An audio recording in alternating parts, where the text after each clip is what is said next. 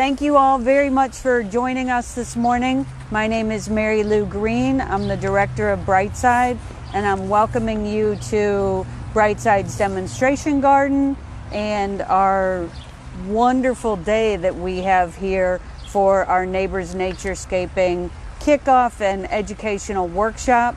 We have Alicia Musumeci here this morning, and then we also have our two longtime friends from the Missouri Department of Conservation, Mark Gruber and Danny Moncheski, who are going to talk to you this morning as well.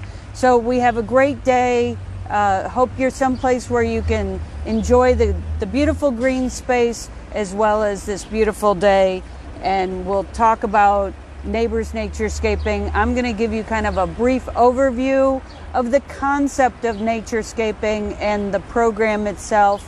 Alicia is going to talk about the timeline and the application, and then Mark and Danny are going to talk about the importance and the benefits of native plants. So basically what naturescaping is that you want to work with the existing site, the existing space, and work with the natural landscape. And one of the things that make that the easiest way to do that is to work with native plants. And if you've been to any of Brightside's projects in the past, one of the things we focus on so much as native plants is that they've been here longer than people have. They are adapted to our climate, our soil conditions. What that means is not just do they thrive here, but you don't have to use synthetic fertilizers, you don't have to use pesticides because they're very well adapted to our climate. The other thing that's really important to note about native plants is once you plant them, no plant is maintenance free. You need to understand that. But after your plants have been established for 2 or 3 years, you don't have to have a watering system. Unless there's a drought condition, then you are going to have to water. But overwhelmingly, the native plants do very well. And as you can see around this garden, and you've seen in your own yards, the rainwater that we have had this spring has just made everything lush, including the weeds. And so that's why it's really important that it's a group project, that it doesn't just rely on one person to maintain a garden. You really need a community to take care of that. And that's what's really important, I will tell you, is that you're working with people in your community to identify a project, to create the design, create the idea, talk about it, because the more you have buy-in from the community for the long term, the better off it's going to be. Especially on a crazy year like this year with the coronavirus, people have felt separated, but it was also an opportunity for us to do some social distancing gardening. And we all know how important it is. The green space and the flowers have been to our mental health this spring. I mean, I know personally, I just love being outside and seeing the green. It really is heartwarming, and it's been very important. And as you see people walking around your neighborhood, you realize just how important it is that a social green space is very important to the community. So you want a place where the community can get involved and that people can benefit from that green space. You want it to be visible. You want it to be something, though, that you can manage. And that's really important. So as you start deciding what project you might want to take care of this year and develop, make sure that you're looking at the judging criteria that's part of the application. And the reason for that is you want to know what the selection committee is going to be looking at as they make the decisions based on funding. So we strongly encourage you, consider this judging criteria, but most importantly, start with a small and manageable project. You can always add on to it in future years as you develop the capacity within your organization to care for a bigger project. So in general, we're going to talk about the application, and those are going to be available now. We're doing stuff a little bit different this year as everybody is. Life has kind of changed for us. We're adapting, we're all adapting, but we're going to learn and adapt together. So this is going to be good. We are still planning a technical workshop for July. But most importantly, as you start looking at the application, look at things around your community. Look at native plants. Come to Brightside's demonstration garden. If you see any weeds, please feel free to pull them. We're happy to have extra people pull weeds. You're always welcome to do that. But all summer long is when you're going to have time to work on developing your application. And so this garden is going to be here. We invite you to come by and visit, look at the plants in the garden, and think about how they might fit in your own neighborhood green space. You can also call the Brightside office and set up a time for us to talk to you, talk about your specific project. The applications are going to be due in mid-August, and then we take all the applications that have been submitted, we provide those to the selection committee, who then does site visits in September, and then we announce the projects, and then we have plant pickup in early October. Before you begin filling it out, just because it's an online application doesn't mean you should just start filling it out. Read through all of the application materials. Read about the judging criteria. Read about what the selection committee will be doing, and talk to your neighbors about the project. Because again, I will tell you, you do not want to be the only one doing this project. You really need a group effort to do this. And so now it's my honor to be able to introduce Alicia to talk about the application. Hello everyone. Like Mary Lou said, my name's Alicia. I'm the Sustainability Education and Outreach Coordinator here at Brightside. For those of you who RSVP'd, I emailed you a copy of our 2020 grant application, so that should be in your email. And if you didn't get that, please make sure you message us or email us so we can get you a copy of that. That's the only way you can get the application, is by contacting us. So if you're new to Neighbors Naturescaping, you probably are well on your way, but the application is a little bit different this year.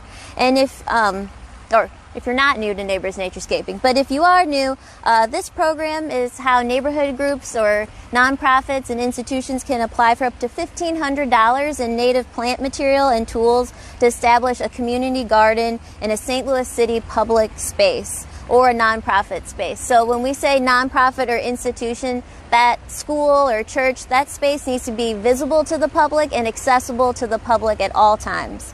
So you want to, like Mary Lou said, really start with who is in your organization, who is interested, and get that buy-in early. And if you need more information about Neighbors Naturescaping, you can visit our website or give us a call, email us. We're really happy to help because we want as much beauty in St. Louis as possible, and we want all of our projects to be successful.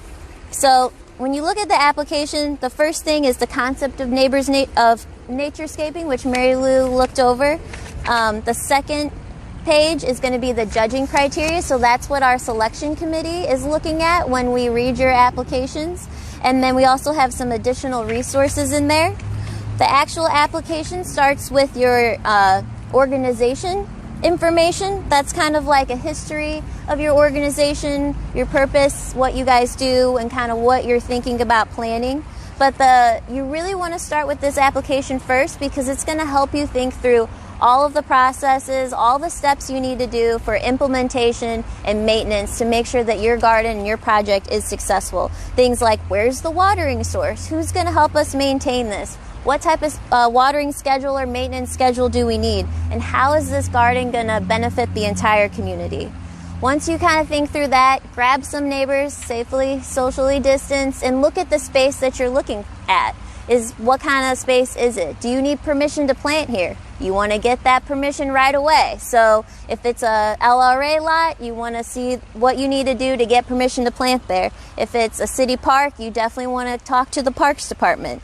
So as you guys look through the site, you want to use our plant description, which is the second section. That's on page 8 of the application. And that has all of our recommended plants, Missouri native plants and cultivars, that will be available for ordering. So you look through that, it has descriptions of the plants, if they like sun or shade, how big they'll grow. So you want to think through that space, where you want to place these plants, if they're going to grow there, is it sunny, is it shady, is there an existing tree? And you want to kind of draw out what you're planting. You don't want to plant a tree that you know is going to grow 20 feet tall or 10 feet wide and you don't have the space there. And you want to make sure that you can dig, because a lot of vacant lots might have hard rock or soil. So grab a shovel, give it a go, and see what's under there. And then think about the quantities. And I can't emphasize this enough. You want to get permission to plant there. So in addition to that, Mary Lou mentioned how important it is to start off small. And don't take on too much, because you can apply again next year. If you have a successful project this year, you'll have chances of you having a successful project next year are that much higher. And I forgot to mention, if you have any questions about the application, just go ahead and type those in the comments, and then we'll answer those at the end. And if we missed your question, we'll be sure to get you all the answers you need. Can I jump in there Yeah. for 1 second? One of the things that I want to mention is there's a lot of value in having a project at a school. You can engage the students and the teachers. The key, though, is so many of these plants are thriving when the students are not there. And so you need to make sure that you're building in a community maintenance component to your project, because expecting that the maintenance crew at the school or the people that cut the grass are going to maintain the garden space is not going to be successful. So you need to make sure that you're thinking through every aspect of it.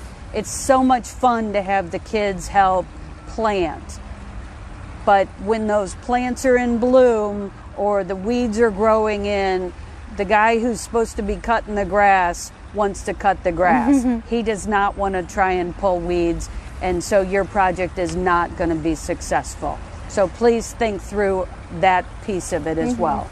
And we've had several successful school projects too.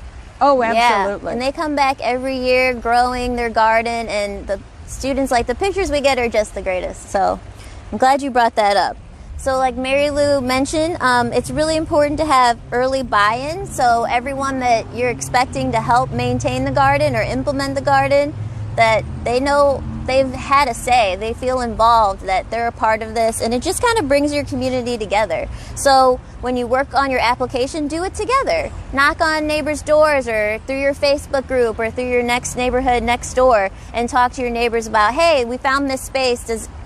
It's kind of bland. Does it bother anyone else? Here's something we can do about it together.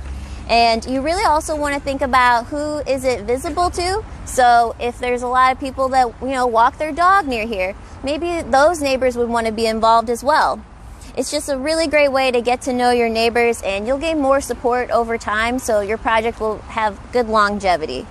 And with that, communication is really, really important. So it's okay to send out an email, but a phone call might be better. You want to ask people to do specific tasks so you know who's doing what, and there's no question to how it will be done or when it will be done. You know who's in charge of that, and you can delegate responsibilities that way.